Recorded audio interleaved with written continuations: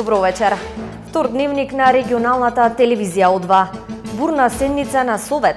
Советниците реагираа на одлуката за поништување на постапката за воспоставување на договор за јавното-приватно партнерство за јавното осветлување. Градоначалникот во Биполка на започнатите инфраструктурни зафати во општина Охрид. Локалната самоуправа интензивно работи на решавање на проблемот со сопственоста на хотелот Магнус. Земјотрес со јачина од 3,8 степени според Рихтер почувствуван во Охрид. Денес официјално беа пуштени во употреба реновираните простори во основното училиште Братство единство. Охрид и Струга се вклучија во одбележување на меѓународниот ден на танцот. Охридско-Струшкиот регион има идеални услови за пчеларство, кои треба да се искористат. Во дневников и избор на вести од светот и спортот, а во нив покрај изборот на меѓународен спорт и за највозрасниот голман со кој се гордее Дебрца. Гледајте не!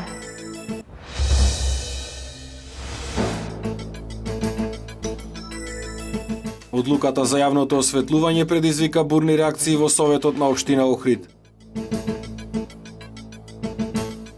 Пуштени во употреба реновираните простории во основното училиште Братство единство. Дебрца го има најстариот голман.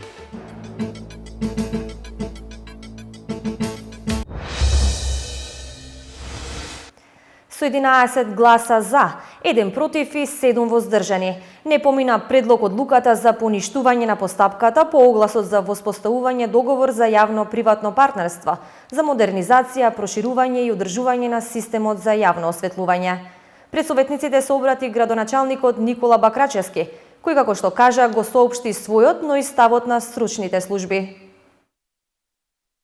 И покрај тоа што е спроведена кристално чиста постапка за јавно-приватно партнерство, во која што се испочитувани сите законски норми и стандарди од постапката за јавно-приватно партнерство, односно постапката за јавни набавки. И покрај тоа што имаме комплетна усогласеност со физибилити студијата, која што беше претходно усвоена на една од седниците на Советот. И покрај тоа што понудата, односно постапката предвидува јасен бенефит на општина Охрид во поглед на осовременување и проширување и надградба на системот за јавно осветлување. И покрај тоа што сметам дека има поволен дел, односно поволен процент кој останува за општина Охрид од целокупната сума од прибраната комунална такса, напоменувам дека мојот став и ставот на службите е дека треба да следи поништување на постапката по огласот и евентуално потоа спроведување на нова постапка во која што би побарале или ние сме убедени дека би имале можност низ една поголема конкурентност да обезбедиме подобри услови за општина Охрид во делот на зголемување на процентот кој би го добивала општина Охрид од собраната комунална такса, бидејќи, кажав уште еднаш ќе напоменам, почетниот процент кој ќе останува за општина Охрид, во кој што е главен критериум за избор на најподобрен понудувач, во повторената постапка би бил согласно законските процедури 22,22% и од овој процент па нагоре би се извело едно јавно надавање онака како што налагаат законските прописи од Законот за јавни набавки и Законот за јавно-приватно партнерство. Значи, мојот став и ставот на стручните служби е дека треба да се поништи постапката и во една повторена постапка да се побара можност преку подобрување на конкурентноста да се подобри овој процент. Знаете дека не е гласање за поништување на постапката ќе значи важност на одлуката од претходната седница на Совет, која што понатака би резултирала со склучување на договор. Јас бев денес во неколку наврати, мислам јасен, ево уште еднаш, го повторив мојот став на ова говорница И сега оставам на вашата совест и на вашето убедување да донесете одлука како што смета дека е наисправна, а јас сум тука за да ги почитувам одлуките на Советот. Благодарам.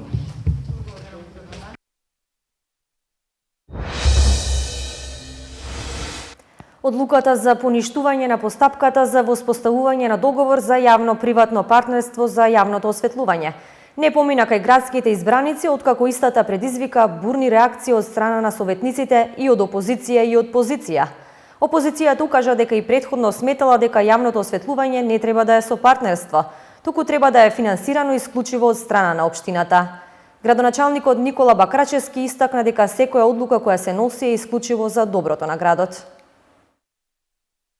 Бурна расправа на 39-тата седница на Советот на општина Охрид предизвика точката предлог одлука за поништување на постапката по огласот за воспоставување на договор за јавно-приватно партнерство, за модернизација, проширување и одржување на системот за јавното осветлување на општина Охрид. Координаторот на СДСМ Јован Стојановски истакна дека опозицијата и претходно по однос на оваа точка се изјасна дека јавното-приватно партнерство е неисплатливо кога станува збор за јавното осветлување. Тој додаде дека образложението кое го добиле од градоначалникот за поништување на оваа одлука не е доволно содржајно. Сосема е јасно. И во физибилити студијата беше покажано дека ова е сосема исплатлива инвестиција која што треба градот да си ја инвестира. Ова е крајно исплатлив проект за градот, за сите нас. Проект кој што ќе го полни буџетот во наредните години. Советникот од ЛДП Дејан Блажевски истакна дека во образложението кое го добиле за поништување на одлуката за јавното приватно партнерство истото не содржи доволно податоци. Тој додаде дека јавното осветлување треба исклучиво да е финансирано од страна на општината. Кога прифаќаме една одлука, треба да имаме доволно материјали и доволно аргументи. Ако сакаме да сме наивни, тогаш да веруваме во аргументите, во опозицијата за разлика од некои други не поверува во вашите аргументи. Градоначалникот Никола Бакрачевски потенцираше дека оваа одлука ја донел исклучиво водејќи се според тоа што е најдобро за Охрид и охриѓани. Тој истакна дека и покрај предвидените 22,22% од финансиските средства кои би ги добивала општината, одлуката ја донеле за тоа што може и повеќе финансиски средства да се добијат, а извршени биле инспекции кои констатирале дека јавното осветлување досега е на највисоко ниво. Градоначалникот истакна дека секој денар е значаен кој ќе се влие во буџетот на општината. Секој еден динар за нас е драгоцен. Кога би биле, може би во поповолна финансиска состојба, може би размислували и во други правец.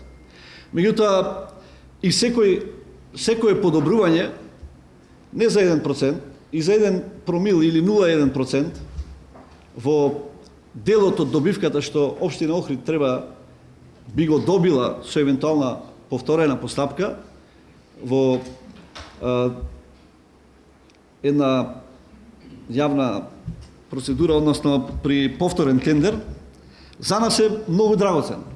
На денешната седница покрај оваа точка која предизвика бурна расправа на дневен ред се најдоа и точките: предлог одлука за усвојување на програмата за спроведување на општи мерки за заштита на населението од заразни болести за 2015 година, предлог одлука за усвојување на измените и дополнувањата на развојната програма за изработка на урбанистички планови за општина Охрид во 2015-2017 година, како и за точките кои се однесуваа на легализацијата на бесправно изградените објекти. Градоначалникот Никола Бакрачевски денеска изврши обиколка на започнатите инфраструктурни зафати во општина Охрид и имаше можност на лице место да види докаде е динамиката на истите. Како што нагласи градоначалникот Бакрачевски, со средства на Светската банка населбата Далјан ќе добие нова атмосферска канализација, а до почетокот на летната сезона ќе бидат завршени и останатите проекти, за кои, како што рече градоначалникот, се од голема важност за подобрување на животот на граѓаните на Охрид. Населбата Далјан ќе добие нова атмосферска канализација во вкупна должина од 1025 метри. Ова го изјави градоначалникот Никола Бакрачевски при неговата обиколка на веќе започнатите инфраструктурни проекти во општина Охрид. Како што нагласи Бакрачевски, овој проект ќе го реши долгогодишниот проблем на граѓаните од оваа населба кои го имаа со обилните дождови и надојдената вода. Значи покрај атмосферската канализација, значи ќе бидат изградени соодветни сливници на тротоарите и шахти каде што ќе се собира водата која што понатака ќе како чиста атмосферска вода значи ќе се слива во езерото. Предвидено е понатака, значи проектот е со вкупна вредност од прилика околу 8 милиони денари и веднаш потоа ќе пристапиме кон реконструкција на тротоарите. Во име на жителите на оваа населба се обрати претседателот на урбаната заедница Воска кој го поздрави започнувањето на работите на овој проект, а воедно ја нагласи важноста на истиот за жителите на оваа заедница. Го поздравувам и понатамошниот развој на работите, значи после завршувањето на зафатот со поставување на цевки, ќе бидат уредени улиците како што најави градоначалникот, ќе биде уредена и автобуската постојка, ќе има и многу други проекти за кои што граѓаните ќе бидат благовремено известени и ќе го видат тоа на дело, се надевам. Покрај ова градоначалникот Никола Бакрачевски изврши увид и на останатите инфраструктурни зафати во општина Охрид, како што се пешачката патека во Пештани, патеката кај каналот Студенчишта, реконструкцијата на улицата Питу Гули, но и изградбата на кружниот тек на пресекот на булевар Туристичка со улица Бистрица. При денешната обиколка на веќе започнатите проекти, градоначалникот Никола Бакрачевски изјави дека локалната самоуправа интензивно работи на решавање на проблемот со сопственоста на хотелот Магнус.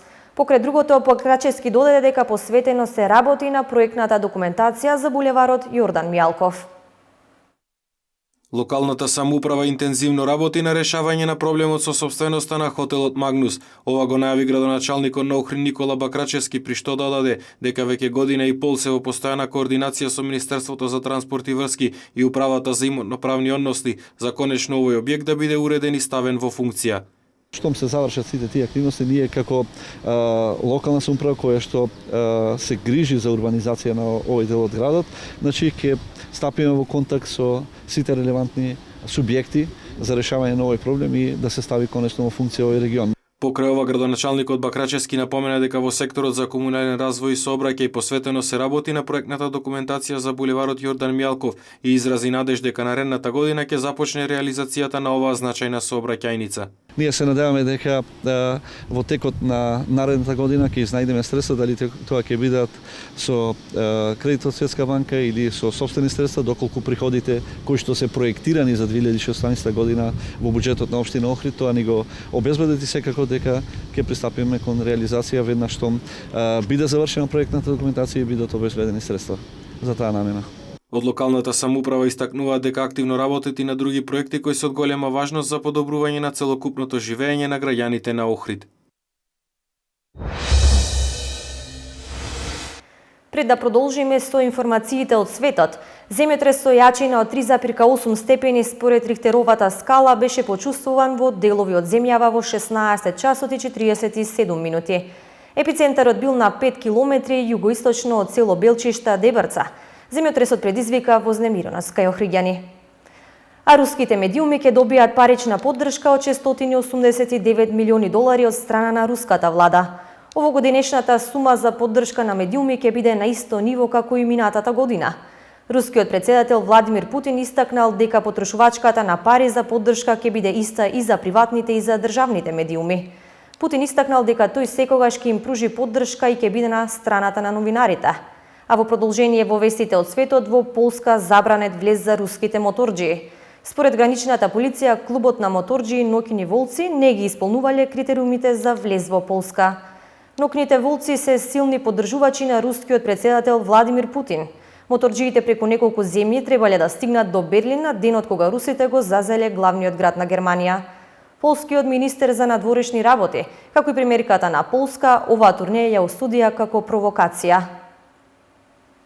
Русија со парична поддршка за руските медиуми во 2015 година. Рускиот претседател Владимир Путин на медиумскиот форум на Сирускиот народен фронт изјави дека руската влада ќе издвои $689 милиони за поддршка на медиумите оваа година. Оваа година сумата што ќе биде издвоена за поддршка на медиумите ќе биде на исто ниво како минатата година. Така што се на се тоа е солидна сума, истакна рускиот претседател. Владимир Путин додал дека средствата со кои се покриваат активностите на регионалните администрации треба да бидат намалени за 20%, пренесува ТАС. Потрошувачката на пари за поддршка на медиумите треба да биде транспарентна за граѓаните, а системот за поддршка треба да се однесува и на приватните и на државните медиуми, додава Путин. Рускиот претседател наведе дека Русија треба да развие систем за поддршка кој може да се примени врз сите. Според Владимир Путин, слободниот печат пружа опиплив придонес во јакнењето на државата, додека без него можноста за протест ќе расне и ќе се пројавува во некој многу неприфатлив облик. Путин вели дека проблемите што постојат низ Русија треба да бидат решени на цивилизиран начин и истакнува дека е потполно на страната на новинарите во оваа работа.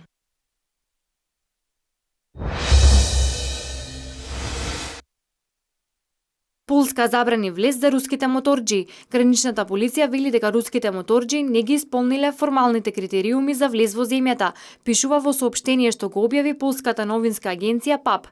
Андреј Бобровски, портпарол на моторџиите, вели дека полската страна не дала никакви причини за ваквата одлука, објавија руските медиуми. Нокните волци возеле до граничниот премин во градот Брест во Белорусија и покрај потврдата на полските служби дека нема да ги пуштат да поминат. Моторџиите на клубот Нокни волци се поддржувачи на рускиот претседател Владимир Путин. Лидерот на групата Александар Салдостанов активно се залагаше за сепаратистите во Источна Украина и за обединување на украинскиот регион Крим со Русија. Салдостанов не учествуваше во конвојот. Групата моторџи планирале рута низ Полска, Република Чешка, Словачка и Австрија, пред да пристигнат во Берлин на 9 мај, денот кога Црвената армија во 1945 година го зазела главниот град на Германија. Планираната тура, полскиот министер за надворешни работи Гжегош Схетина и премиерката Ева Копач ја осудија како една голема провокација.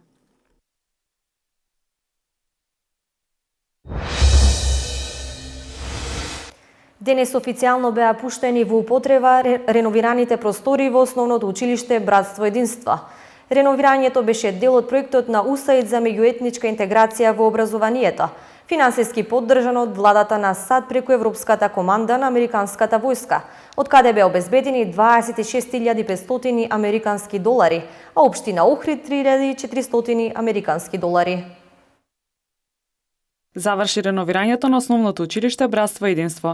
Фондот за реновирање беше обезбеден преку учеството на училиштето во проектот на УСАИД за меѓуетничка интеграција во образованието, финансиски поддржан од владата на САД преку Европската команда на Американската војска. Главниот наредник Дейвид Кокс, координатор за операции во канцеларијата за аташето за одбрана при амбасадата на САД во Скопје, ја потенцираше заедничката соработка со општината, училиштето, но и родителите на учениците во реновирањето на училиштето. Американскиот народ преку Европската команда на Американската војска обезбеди приближно 26.500 американски долари, а училиштето и општината придонесоа со околу 3.400 американски долари. Заедно ги искористивме овие средства за поставување на нови прозорци, врати и подоби во училишните згради. Родителите и наставниците помогнаа во чистењето пред и по реновирањето. Градоначалникот на општина Охрид Никола Бакрачевски изјави дека ова представа можност за одбележување на една долгогодишна и тесна соработка со мисијата на УСАИД и ЕОКОМ во Македонија, во рамките на која се реализирани досега многу заеднички проекти кои придонеле за развој на општината. Придобивките од проектот на УСАИД за меѓуетничка интеграција во образованието се големи и значајни за соживотот меѓу учениците и наставниците во училиштето, бидејќи со нив се овозможува надминување на предрасудите и стереотипите кои во минатото постоја. Се овозможува меѓусебна соработка, дружење и осознавање на културата на другата заедница. Во таа насока, нашите заеднички напори секако дека ќе имаат значително влијание кон унапредување на меѓуетничката интеграција и воопшто во образованието и подигнувањето на стандардите на наставно-образовниот процес. Бакрачевски додаде дека општина Охрид го поддржа овој проект преку своји стручни служби и јавни претпријатија, а како општина продолжуваат со грижата за младите преку проекти за јавни воспитно-образовни институции. Директорот на основното училиште Братство Единство Муамер Доко истакна дека е предизвик да се биде пример за сите училишта за соживот меѓу различните етнички заедници. Со задоволство стојам тука пред вас за да ви честитам за соработката меѓу локалната самоуправа, локалното население и родителите кои заедно дават голем придонос и инвестиции за развојот на образованието со посебен акцент за меѓуетничката интеграција и соработката. Инаку училиштата кои работат со проектот на УСАИД за меѓуетничка интеграција во образованието имаат можност да аплицираат за средства за реновирање достапни од Европската команда на Американската војска. Оваа 4-годишна иницијатива вредна 5,2 милиони долари соработува со сите релевантни образовни институции како поддршка на владата на Република Македонија во процесот на етничкото интегрирање. По повод 29 април, меѓународниот ден на танцот, студиото за танц Соната од Охрид со почеток во 12 часот и 12 минути организираше флешмоб на градските плоштади во Охрид и Струга, како и во училиштето Јахја Кемал во Струга. Учество зедоа околу 850 ученици од основните училишта од овие општини. Стартот на овој флешмоб беше означен преку локалната радиостаница Супер Радио. Денеска во Охрид, Струга и училиштето Јахја Кемал се одбележа меѓународниот ден на танцот. Во организација на танцовиот клуб Соната, кој постои веќе 7 години, оваа година за прв пат се одржа флешмоб, односно синхронизирана танцова точка на песната Uptown Funk од Бруно Марс. На овој настан учество зедоа дечињата од основните училишта во Охрид и Струга. Денеска децата има можност со флешмоб да се забавуваат малку. Учествуваја околу 850 деца од Охрид, Струга и училиштето Јахја Кемал. Дечињата се подготвува околу една недела, мислам така. Секој наставник имаше задача да им ја покаже кореографијата, ја вежба во своите училишта. Стартот на флешмобот беше означен на локалната радиостаница Супер Радио, а дечињата можеа да ги покажат танцувачките способности на плоштадите во Охрид и Струга, како и училиштето Јахја Кемал, точно во 12 часот и 12 минути. Ние игравме на песната од Бруно Марс. Ние со задоволство ја спремавме кореографијата и го обележавме денот на танцот. Го одбележавме овој меѓународен ден на танцот, би сакали секоја година да го одбележуваме овој ден. Супер си поминавме, многу беше забавно. Јас играм 3 години во танцовиот клуб Соната и многу го засакав и не планирам да се откажам. Сакам да го продолжам во целиот живот. Дечињата задоволни од својата танцова точка. А во продолжение овој ден се одбележа и во Дон Маркетот, каде беше доделена и награда за најсреќниот, а потоа во вечерните часови во кафе барот Ликвид. Исто така во име на меѓународниот ден на танцот се одржува забава во Ликвид со почеток од 11 часот. Таму ќе имаат можност сите што сакаат да се забавуваат, да видат дел од латино танците и дел од хип-хопот, па ги покануваме сите што би сакале се забавуваат да дојдат. Од танцовиот клуб Соната се надеваат дека во иднина ќе има повеќе вакви настани, а одбележувањето на овој ден ќе им прерасне во традиција.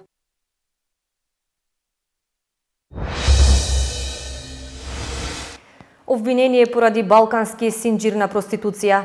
Од страна на Хрватската канцеларија за сузбивање на корупција и организиран криминал е покренато обвинение против еден германски и 4 хрватски државјани, кои ангажирале девојки од Хрватска, Србија и Босна и Херцеговина и ги терале на проституција во германски градови. Членовите на групата средбите ги договарале преку мобилен телефон, а потоа девојките ги носеле кај нивните клиенти по хотели и апартмани. За услугата клиентите плаќале од 60 до 250 евра. Уапсени Макроа во Хрватска. Хрватската канцеларија за сузбивање на корупцијата и организираниот криминал покрена обвиненија против 5 лица, од кои едно лице од Германија, а 4 од Хрватска, за принудување девојки на проституција во Германија. Злосторничката група од јули минатата година ангажирала девојки од Хрватска, Србија и Босна и Херцеговина за проституција во хотели во Германија. Групата ја организирал 51 годишен германски државјанин, кој во повеќе градови во Германија организирал сексуални услуги во замена за пари. Макроата меѓу себе си поделиле дел од заработката од 63.000 евра, кои девојките му ги испратиле на главниот организатор, согласно претходниот договор. Организаторите на синџирот за проституција претходно по интернет страниците и огласите објавувале фотографии и кодни имиња на девојките, при што им овозможувале запознавање со девојките на потенцијалните клиенти преку приватни четови. Организаторите на групата за проституција преку мобилен телефон ги договарале средбите со клиентите, кои после разговорот ги упатувале во апартмани и хотели, тврдат од обвинителството. Клиентите плаќале од 60 до 250 евра за извршената услуга. Фармацевтот Илчо Захариев одржа предавање за пчелните производи и нивните медицински својства, за медот, матичниот млеч, прополисот, апитоксинот и поленовиот прав за пчеларите во нашиот регион. На предавањето беше потенцирано каде се може да се користат производите од медот и да се популаризира примената на медот и неговите производи во Охридскиот регион. Во нашиот регион има идеални услови за пчеларство кои треба да се искористат. На иницијатива на пчеларите од Охрид и Охридскиот регион беше одржано предавање за пчелните производи и нивните медицински својства за медот, матичниот млеч, прополисот, апитоксинот и поленовиот прав. Предавањето го одржа фармацевтот Илчо Захариев од Штип, кој детално за секој производ раскажуваше и дебатираше со пчеларите од нашиот регион. Медот и неговите производи се највредните производи кои можат силно да влијаат врз нашето тело. Медицинска индикација имаат огромна, а представуваат одлична храна и природен лек.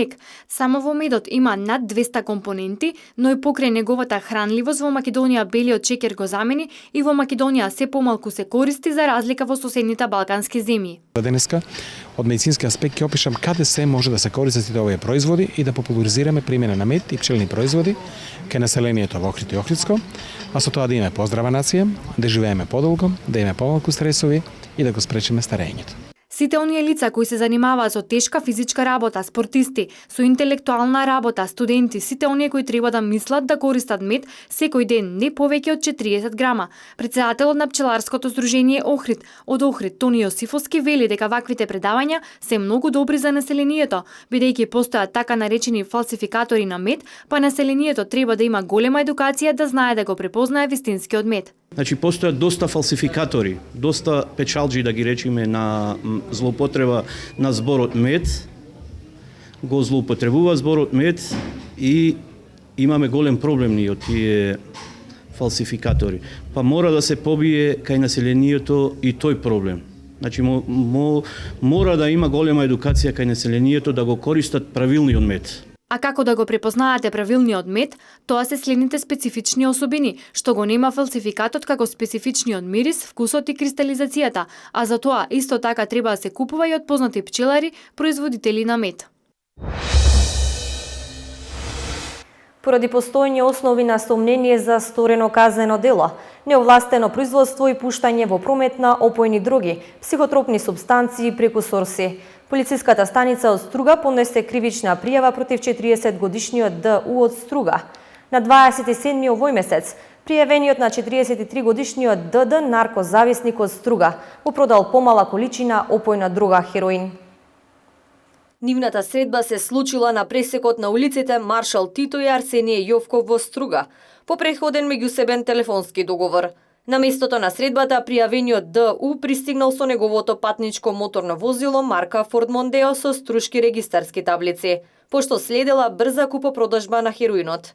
Веднаш потоа ДД е пресретнат од полициските инспектори, кој притоа се обидел да го исфрли хероинот запакуван во црна најлон фолија. Истиот ден при извршен претрес во домот и други простории кај пријавениот ДУ. На приземјето во кујната во фиока пронајдена е мала дигитална вага за мерење на мали количини со траги од прашкаста материја. Дополнително на првиот спрат во неговата спална соба, над орманот забележена е мала паковка од црна најлон фолија, со прашкаста материја идентична на паковката пронајдена претходно кај наркозависникот ДД. Пронајдените предмети се одземени и предадени на вештачење во Министерството за внатрешни работи.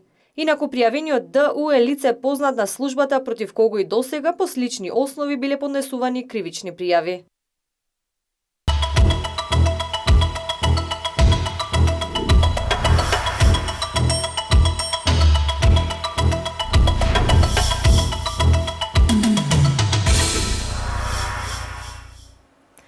Љубовта кон спортот нема граници.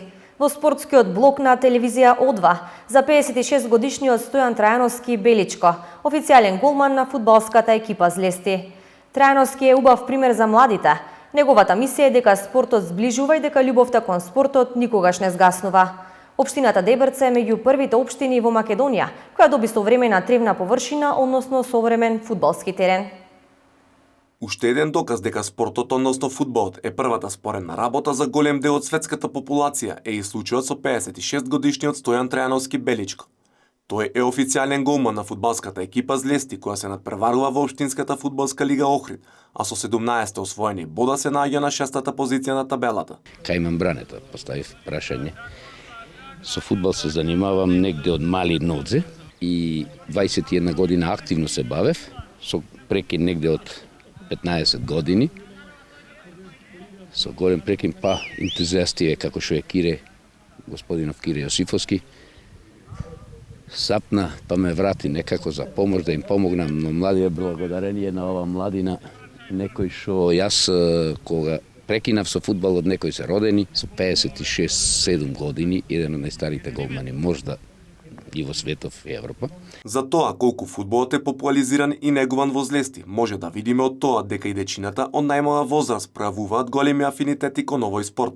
Еден таков пример, кој од предшколска возраст се занимава со фудбал е Кристијан Трајановски, кој се надева дека еден ден и професионално ќе се занимава со овој спорт.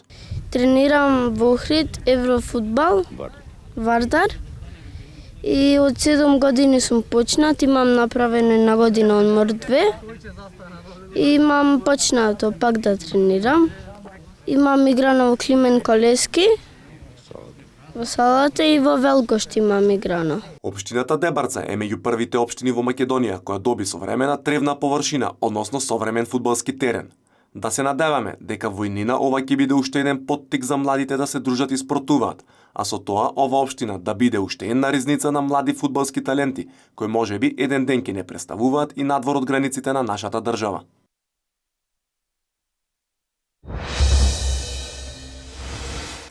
Вечерва со почеток од 20 часот и 15 минути. Во спортскиот центар Борис Трајковски започна надпреварот на македонската ракометна репрезентација против светскиот првак Франција од рамките на Европското првенство во 2016-та. Во одвај за двата плейоф надпревари од НБА лигата, а таму Хјустон за прв пат стигна до полуфиналето од плейофот по паузата од 6 години, додека актуелниот шампион Сан Антонио одговори со рибрейк на гостувањето во Лос Анџелес кај Клиперси. Вечерва во спортскиот центар Борис Трајковски со почеток од 20 часот и 15 минути, македонската репрезентација ќе одигра надпревар против светскиот ракометен шампион Франција од рамките на квалификациите за Европското првенство во 2016-та. Триколорите се апсолутни фаворити и во Македонија допатуваа условно кажано со најсилниот состав. Имено во таборот на французите поради повреди нема да настапат Жером Фернандес и Кевин Њокас, но од редовите на нашата репрезентација најавуваат дека ќе одиграат максимално борбено, со можност да се стигне до позитивен резултат. Македонскиот селектор Ивица Обарван не можеше да рачуна на Наумче Мојсовски и Велко Марковски поради ситните повреди и беше приморан во составот да го повика ракометарот на Металург Филип Талевски.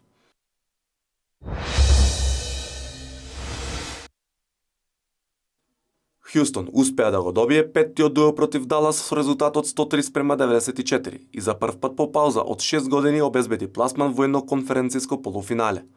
Хјустон и на овој надпревар беа предводени од фантастичниот Џејмс Харден, кој постигна 28 поени, 2 скокови и 8 асистенци. Додека добар настап имаа и Џош Смит со 20 реализирани поени, како и Двајт Хаубард со 18 уфрлени поени и импресивни 19 скокови. Кај Далас најефикасен беше Монтелис со 25 постигнати поени. Хјустон во серијата против Далас славеше со вкупни 4:1, а во следната рунда на западот ќе игра со подобриот од пресметката помеѓу Сан Антонио и Лос Анџелес Клиперс. Најголемо внимание изминатава ноќ привлече петтиот плейоф надпревар помеѓу Лос Анџелес Клиперс и Сан Антонио. Актуелниот шампион го искористи своето искуство и дојде до триумф од 111:107 во самата завршница од надпреварот. Ветеранот Тим Данкан имаше ново одлично издание со 21 поени и 11 скокови за своето име, додека Кави Леонард реализираше 18 поени. Кај домаќините видно расположен за игра беше Блейк Грифин, кој реализираше 30 поени, 9 повеќе од Деандре Џордан, кој уфрли 21 поен. Со новиот брейк, Сан Антонио победа со 3:2 во серијата, а на следниот надпревар пред домашната публика во Тексас ќе има шанса со нова победа да се пласира во конференциското полуфинале.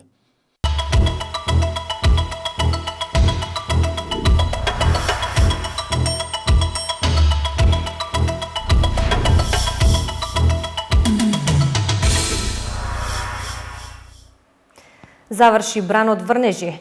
Денеска во текот на денот имавме повремен и релативно слаб дожд. Попладне облачноста значително се намали, а во четврток ќе биде умерено облачно со повремени сончеви периоди, а во северозападните, западните и југозападните предели нестабилно со врнежи од дожд. Во петок умерено облачно со повремени сончеви периоди и топло, но сепак да напоменеме дека постојат услови за развој на нестабилна облачност, која може да услови локални врнежи од дожд. На О2 телевизија следува метео.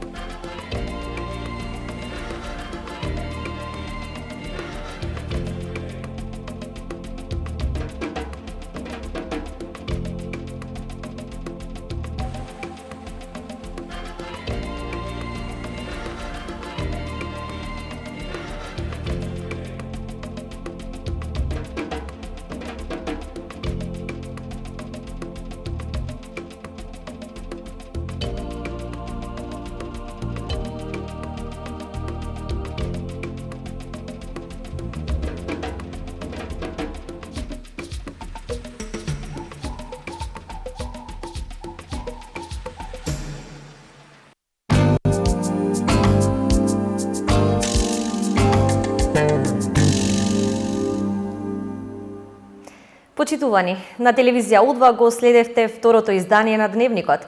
Имајте пријатна вечер со програмата на телевизија О2.